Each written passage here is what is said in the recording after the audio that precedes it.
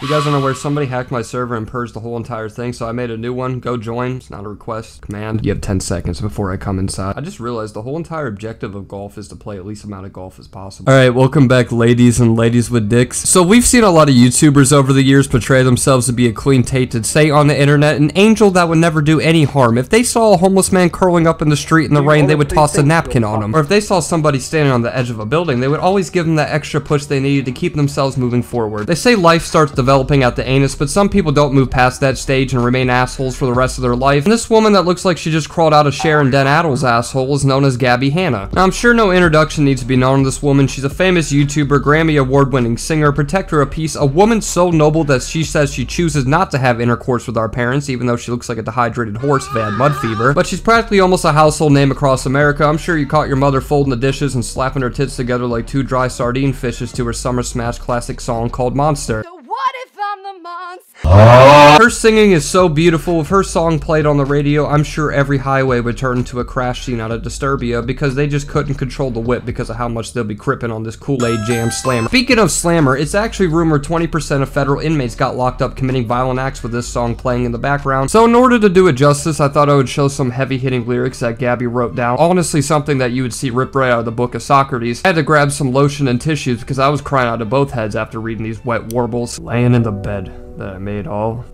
alone. Telling everybody you're sad and soft. A nigga over in the food court drinking water. This doesn't show the inequality of civil rights in this country, then I don't know what does. I'm having a hard time not pumping my fist in the air to this powerful statement. Gabbie is outright fighting the power of the government, the three branches, a strange obese man licking a penny in a dirty bathroom of Denny's. It just gets wilder and wilder as each sentence goes along. And here's another humdinger that Gabbie takes us all home with this line right here. You won't be the last one to leave. Now this one really hit me personally because she's absolutely right. If Target announced they would be closing in 15 minutes, I wouldn't be the last one to stay, because that employee and me have the same goal. We both want to beat the brakes off our dicks as soon as we get home. So this goes to show the harmony between a man and a worker, and basically I jerked off with a manager of Target. But if we dive even deeper, it shows that with even different dynamics and power, everyone can share the same objective of not being the last person to run as far away as possible from this fucking woman. So besides her making hard-hitting boner jams that the North Korean government plays to torture civilians, she's also claiming that she gives all of her father's boners, and nobody in the damn family is safe. Not only your father, but also she'll try to arouse your mother and brother, and might even give your sister a complimentary Southside double fister. This bitch is trying to fuck Uncle Fester and my damn ancestors because she decided to post out a tweet around a year ago saying, "Good morning, daily reminder that I could fuck both of your parents and the one person on earth that you love, but choose not to. I love you all and have an amazing day."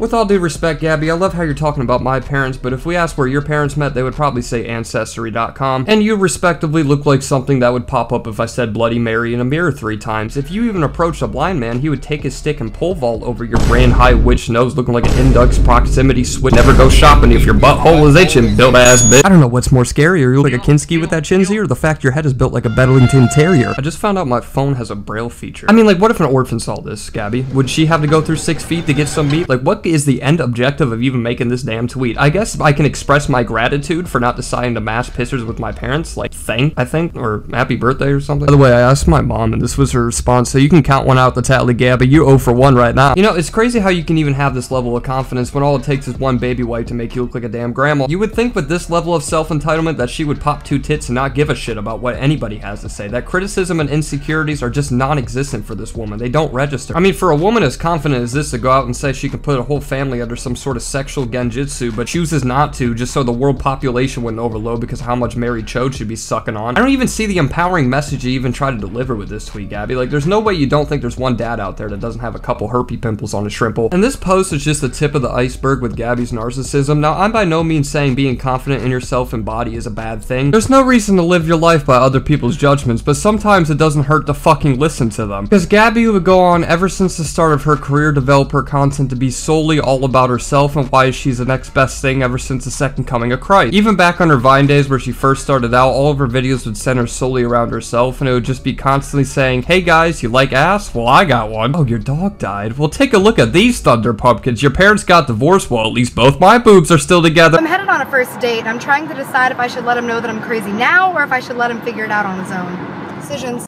God, I'm so tired of guys only seeing me as a great ass. I have great boobs, too. I love running through black neighborhoods with my shirt off. I'm gonna steal all of your baby daddy.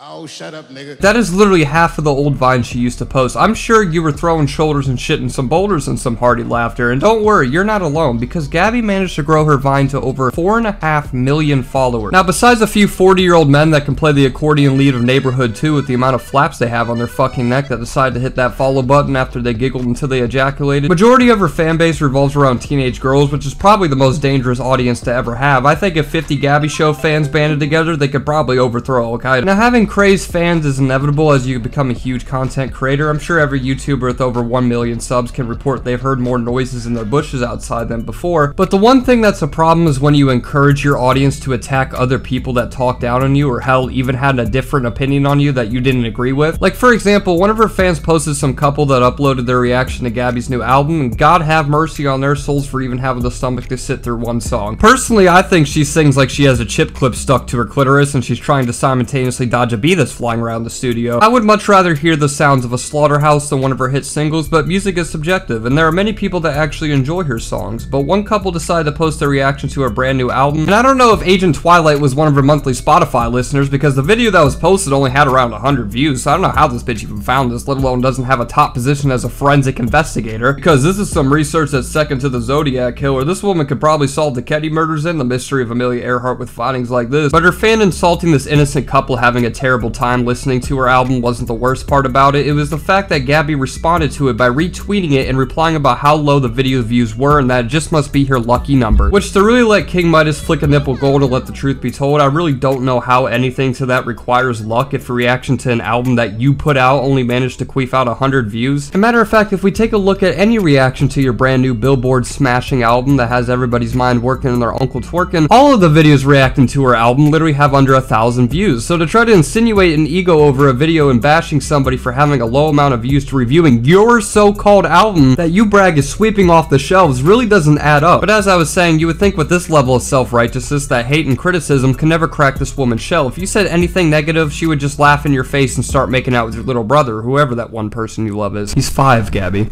I love him a lot. Is that who you want to make out with? Huh? Sick bastard. But you couldn't be any more wrong. Gabbie Hanna has to hold the record for the fastest response time I've ever seen. She responds better than 80% of law enforcement dispatchers. If you dare to leave a hate comment on one of her posts, she'd have her response written out with sources cited by the time you could even finish typing your sentence. If there's one thing Gabbie's known for besides being able to show us a live representation of the stock market with her fucking hairline, it's the ability of her to take criticism, which she absolutely can. She has been lashing out for years on people that decide to leave comments on her posts. Some are hateful and aren't worth the response, while others, actually a huge portion of comments, are from her own concerned fans that are worried about her well-being, which still aren't worth a fucking response because she should take her ass into a psychological clinic. She always flaunts her self-confidence and claims she is proud of her insecurities, but yet when somebody remotely leaves a comment showing her in a negative light, she immediately goes full-out Battlehawk apeshit on the person that left it. And for them to be tweeting right now, I'm playing the victim, I am the fucking victim. It really goes against her being insecure. If you are so fixated on not letting anybody getting you down, why would you go out of your way to respond to almost every comment you can find? Some of the comments not even in English. Bitch will pull up Google Translate just to form a response for some of these motherfuckers. But to scream in a nursing home and watch everybody shart, that's not even the worst part, because Gabbie will sometimes go out of her way to start up her own drama that wasn't even directly involved with her. For example, a few years ago, a YouTuber decided to hop on the famous smash or pass trend where people put a person or character and say if they would hit the cooter or hop away on the scooter. And in one of those videos, Gabbie Hanna was brought up in it, and reaction to what was said left her broken down in tears, which you're probably wondering, whoa, what in the hell could they have possibly said to get a reaction like that? They must have called her the most ugliest, horrifying behemoth to ever walk the earth. We're struggling to put the knives down from offing themselves right there and then, like they just saw the demon off of the fucking bird box. The Gabbie Show.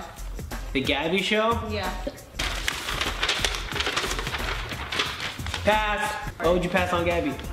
It's not my type, man. Yeah, that's literally it. The only thing they said about her is, well, that's not somewhere I would stick my dick in. And close it off as that. But Gabbie treated this as a personal attack and almost convulsed on the floor after seeing this and posted herself crying to it for over 15 minutes, which kind of goes against her whole I'm a bad bitch and I stay a bad bitch personality, and then 5 minutes later you're falling to your knees wondering where it all went wrong because 2 people didn't want to have sex with you. But that's not where it ends. Gabbie cannot let, as in her words, misogynistic monsters walk freely in her God-given earth. So she ended up going full Annie Wilkes up in this bitch and tracked down a party that this particular YouTuber was attending, and then proceeded to march up to this poor guy who probably thought it was someone handing him another beer, only to turn around and see this humanized yeast infection, demanding him to explain in detail and provide 2 pieces of evidence to corroborate his claims on why he wouldn't fuck her. Even going out to the desperation of asking if he was still drunk, would he still decide to not hit. Talk about it. Let's talk.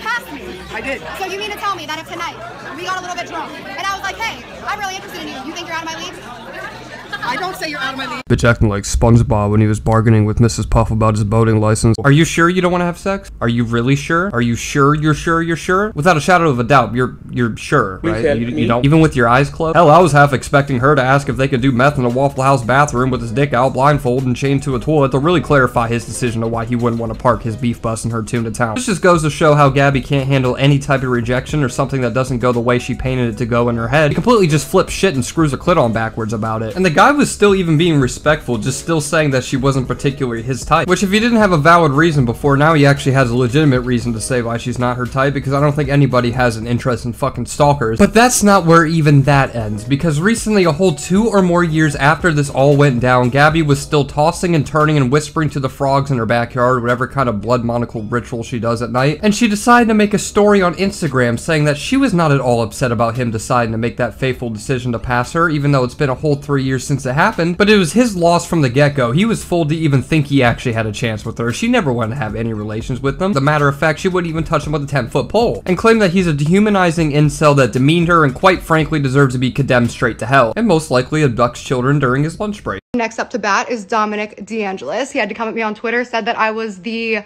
worst person he's ever met in LA. Oh yeah, it's probably not far off from the truth. If I saw a bitch doing her makeup like some damn Xbox buttons, I would be quite distraught too. I mean, what look were you even going for with this? Sifu from the Kung Fu Panda trilogy? Bitch rubbed a stick of Elmer's glue in her lips and said, baby, it's Maybelline. Sound of that? Eyebrows looking like 2 crossing gates lifting up, and you expect people to run a train on your ass? Like, how delusional can you be? So let me tell you about the day I met him. So before I met him, he played a game of Smash or Pass publicly on YouTube, and when my picture came up, he dehumanized me and demeaned me. It's not my type, man. Yeah, he didn't start blushing and coming into his trousers as soon as your Tor logo browser built face popped up on the screen, because in your fantasy land, you expect him to immediately start licking his lips and thrusting his hips from the sight of you. All my man said was, you ain't the apple he picked from the tree, and you have the audacity to claim he dehumanized you based off a single general sentence anybody would say after finding someone not attractive. I want to say grow up, but I can't because you're already over 30, and it looks like it's too far to even try, because it looks like you're one herbal mushroom tea away from doing snow angels on the highway butt-ass naked while beatboxing on the pavement. You know, like a misogynistic, disgusting piece of shit who acts as if he could have a chance with me anyway.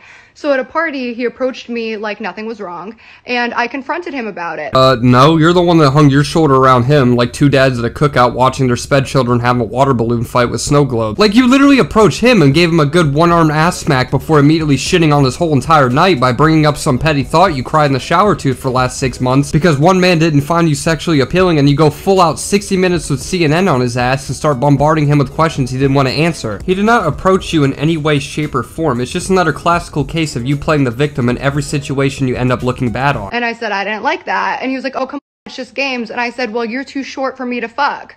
How do you like being judged on your physical appearance? Okay, and your nose is too big. Every time you approach a front door, I bet that bitch accidentally rings a doorbell. If you had a threesome with 2 dudes, you'd end up inhaling once and leave the room with 2 dicks up your nose looking like an erotic walrus that Lionel Hart would write in one of his books if he was overdosing on Xanax. Like, obviously, it's clear that you're insecure about other people's judgments and thoughts about you. Because if you weren't, this whole entire situation wouldn't have happened, because you would just brush it off your shoulder and move on with your day like any other normal person would do in life. So this goes to show how Gabbie loves to play the victim in almost every controversy she gets into, but I would like to dive a little bit deeper and dust off the scrapbook she left sitting up in her attic of the deplorable shit she's done over the years, and I want to bring up probably the darkest tunnel she ended up falling in. But the situation I'm about to explain, I'm going to do it very thoroughly and seriously, because it does contain sensitive and perceptive subjects, including SA and a certain word that rhymes with duct tape. So if you are squeamish on these types of discussions, feel free to skip this part, but I think it really goes to show how Gabbie cares for nobody but herself. So back in her Vine days, Gabbie had a friend by the name of Jessi. They used to film a lot of content together and even claimed themselves to be best friends and inseparable. However, all that changed around 2013 when Jessi was dating another popular Viner by the name of Curtis Lepore. Jessi claimed during their relationship she got a concussion and she rested in Curtis's house. Allegedly, she claims that she woke up to see Curtis doing the no pants dance with their unconscious body. He was later arrested after she filed a police report and eventually got let off with just a misdemeanor out of the whole ordeal. He later turned to social media and started insulting Jessi while she was going through this trauma, but you know who was there helping her out? Not fucking Gabbie. She was actually hanging out out with Curtis and doing it with a damn smile. I think it's obvious I got inspired to make this video by Patrick CC, but he really brought up a good point in his video, which was basically if someone that you claim to be your best friend, someone you spent a lot of nights and days together filming, and literally at a time living together, you would expect them to be on your side during all this. Not directly give you a little 1-2 fuck you combo and start becoming butt buddies with the person you claim assaulted you. Alright, I guess a mass shooting will happen when I'm trying to fucking record. Like, can you please shoot your gun in the other direction? It is 3 p.m. on a Friday in September. I don't know why my inbred neighbors still think it's fucking 4th of July. But all of this was unknown to the public until a 15-year-old came out on Twitter calling Gabbie out for not supporting Jessi throughout all of this. And that's when Gabbie started growling at the screen, trying to hold herself back from responding to Twitter users, but she just couldn't do it. It's part of her nature. So she decided to let out the fucking 9 tails on this poor child, texting her whole ass Bible verses on how actually she is the victim in all this, and going full out Joe McCarthy mode, saying she's being pawned by Jessi that's trying to make some sort of underground hate campaign against her. But good old Gabbie turned out to be absolutely right, because Jessi, that was completely silent during the whole entire ordeal, got sent these messages between Gabbie and the random fans she unleashed hell on, and decided enough was enough, and dropped a video titled Gabbie Hanna Needs to Be Stopped. In this video, she claims that Gabbie tried telling her she wasn't hanging out with her assaulter, she was actually only hanging out with his friends, and she never knew he would even be there. Like, what are the odds of that? I met up with someone's friend group and they showed up too? I could never imagine. Like, yeah, so what if I walk into his bedroom naked or later ate dinner with his family at his mother's residence? How was I going to know he'd be there? Now, okay, by slim chance she accidentally met Curtis 100 times and gave him an under-the-counter hand job, that all gets thrown out the fucking window and crashed 4 stories down below, because Gabbie announced in her video that she actually had zero association with Curtis and never spoke a word to the man after this scenario. I have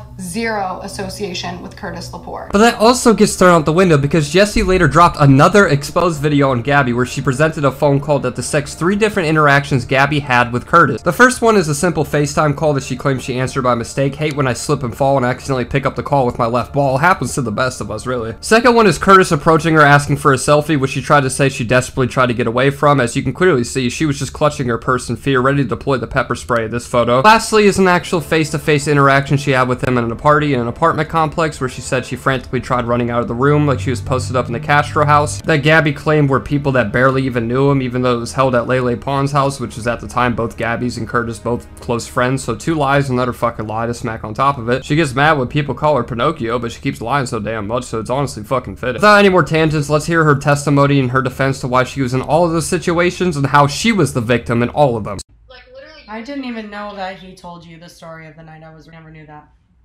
Yeah, so he told me the story, and then I told him... Why would you listen to him? Why would you listen to him? Like, really? Because why would you, he, like, even... I was getting ready to defend you. Like, I was But for what? Just don't, just say, no, sir, thanks. Like, fuck you. Like, even though she's not my friend, I don't want to hear how you think you did her. Literally, I deadass was waiting for him to lie. And, like, Who cares? Like, just hang up. Fuck him. So here the doer of justice, Gabbie, put on her tap wires and held a sting operation where she was trying to listen to the story of how her best friend got taken advantage of by the person that fucking did all of it, just to catch him lying about the situation in order for... what? Like, literally, what goal did you have in all this, Gabbie? The whole entire situation was over with. He already pled guilty to it, so it really doesn't make that much fucking sense. It's like seeing a kid drown in a pool and your immediate response is start making out with his mother in order to resuscitate the child. Aha! Look, everyone, feast your eyes on the semen demon in disguise. I told y'all he committed sex crimes. I knew he didn't serve 5 years behind bars for nothing. Wait, why is nobody clapping? And all while making your best friend live the trauma she experienced, she doesn't want anything to do with anymore, all to make yourself seem heroic for your own personal gain. Seems absolutely disgusting and vile to me, and it really doesn't help showing how inept you are to this whole fucking situation by being so emotionless during this whole phone call. Shit sounded like a damn Marvel villain trying to deliver his dialogue. In order to rebuild our friendship, I had to destroy it first. Sounded at... Jessi, I wanted to fight for you too. Don't, like, literally, fuck him. I agree. Fuck him. I agree. But, like, when he said that, I literally wanted to catch him in his lie. So then For what?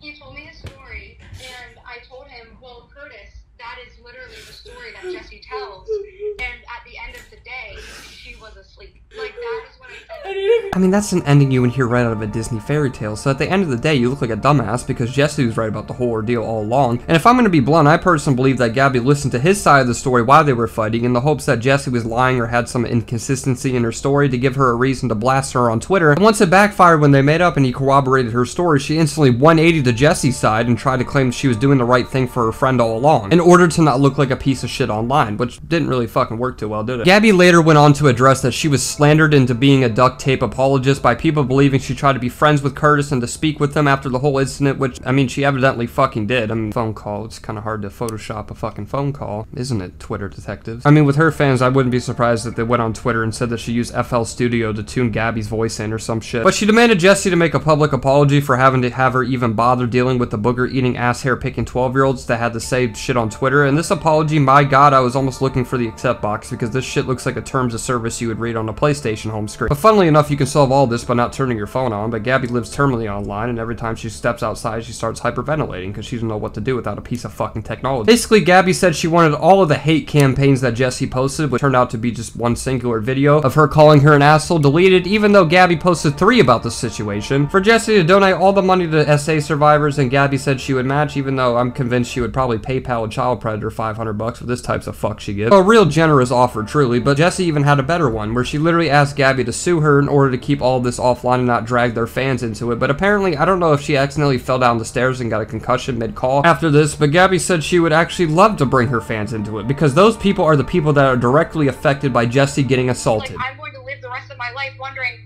when's the next time Jessi's going to be like, you know what, fuck Gabbie, she did do this, I want to expose her again. Let's keep this offline and just sue me, and we'll see what happens in court. And then we don't have to bring our followers through this, we don't have to bring our fans through this, and we get to the bottom of what's been, you know, hurting you. Just sue me, and then we won't have to bring our fans into this. I'm more interested in bringing my fans into it, because those are the ones who are affected. Like, what the fuck? So after this whole altercation, Gabbie's views began to plummet and decline. She got asked by one of her friends to join him on a YouTube original series he was working on, and creator Joey Garcia, yeah, that's the best we're gonna do, claimed that Gabbie made the whole entire show a living hell, and unsurprisingly made the entire cast hate her by being in such an insufferable asshole to everybody on the production set. And the list he gives off the shit that Gabbie done never ends. I mean, some of the cult classics are calling the director a dumb bitch, screaming at the director, demanding things, and calling a production assistant a dumb she skipped an entire medical survey that was required for her to perform, creating a delay and then complaining about that delay. Every single person is sent a form days before we start filming to get people's medical information and their allergies and any food restrictions. Gabbie didn't fill this out until the day we were on set. Showing up late on the sets or not at all, and then somehow blaming the cast for it, stood up the costume designer that was 9 months pregnant by completely not showing up for fittings for the shoot. You had 2 more fittings after we made you this custom look that you just didn't show up for. And that's just naming a few. It got to the point where it was so bad that Joey had to script Gabbie's death just so she wouldn't have to be part of the show anymore. He later went on podcasts explaining how there was one significant person that made filming the show a dick-drooping nightmare, but he never named Gabbie publicly. And only one out of all 4 seasons someone like had an issue with dying.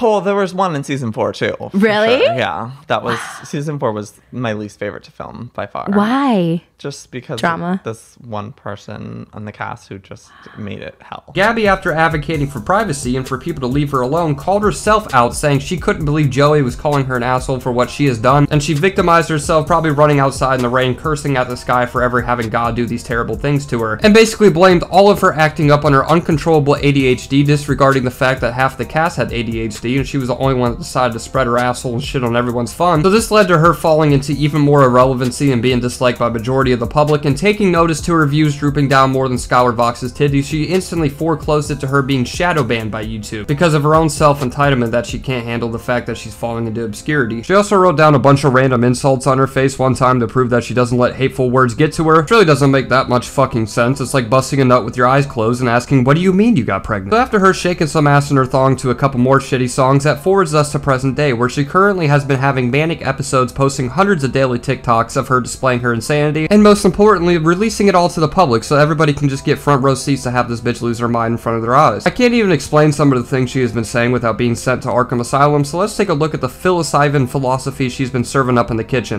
God, I wish I could sleep. God, I wish I could sleep. I can't wait to sleep. God, please let me sleep. But I can't today, because there's babies dying on the fucking street. There's babies dying on the motherfucking street. I mean, amen to that, sister. I've lost countless amounts of sleep myself from the horny space goblins that keep abducting all the grandmothers in my area, so I completely understand where she's coming from. I feel like this is what people that send out Amber Alerts expect how people react once they get the noti. I mean, this shit sounds like a very emotionally invested ASPCA commercial. I was fumbling around my pockets looking for 10 cents so I could donate. You know, I saw a TikTok back when I was still using TikTok. Posted this on TikTok. Of babies on the street who adopted another baby on the street 2 homeless babies adopting each other on the street. So apparently now she's doing some slam poetry about 2 homeless children. I gotta say, she's absolutely killing it. Hearing this almost made me point to a DJ and say, kick that shit. I mean, I'm just sitting on the edge of my seat wondering what's gonna happen next on the damn street. But all in all, I'm pretty sure she just witnessed a meth deal taking place. And they held hands all the way down the street. And he was speaking, and the mother said, he's praying for him. The homeless baby praying for the other homeless baby. Wake the fuck up! Wake the fuck up! I mean, this is something that can detest the work of Gandhi. If this doesn't have you pumping 2 middle fingers up at society, then I don't know what will. Obviously, with all the jokes I've been saying, it's quite apparent this woman is going through some state of psychosis or a manic state, and her TikTok has just been documenting us to follow her journey, and she really does need serious help. But she ain't getting it from me, so let's take a look at a couple more. Hail Mary, full of grace. The Lord is with thee. So here the bitch bust out the Mickey Mouse Clubhouse in the name of Jesus. It almost looks like a pop and lock you would see one of the Hoggers do out of Midsummer. I was expecting this bitch to go any fucking second. Blessed art thou amongst women, and blessed is the fruit. I think I'm seeing a church pastor get into their first anime fight because she's just calling out different Bible headings with every stance like Neji before you about to hit the 64 tripalm on a bitch. Truly beautiful form and excellent delivery. I can feel my spiritual energy being aligned with every word of the way. Of her womb, Jesus. Holy Mary. Now? Right now. Now, I don't quite have the native tongue to decipher the cryptic message she left behind here, and quite frankly, I can see my furniture start to fly by just looking at this shit. I don't think any expert that Rick calls down to the pawn shop is going to be able to decode any of what's written here. I feel like this is something a sex offender would type in a Discord chat if he just got done doing air whippets in his car. But apparently, from my knowledge, she's going to kill a dog in the name of God and then breastfeed it for Christmas. Collectively.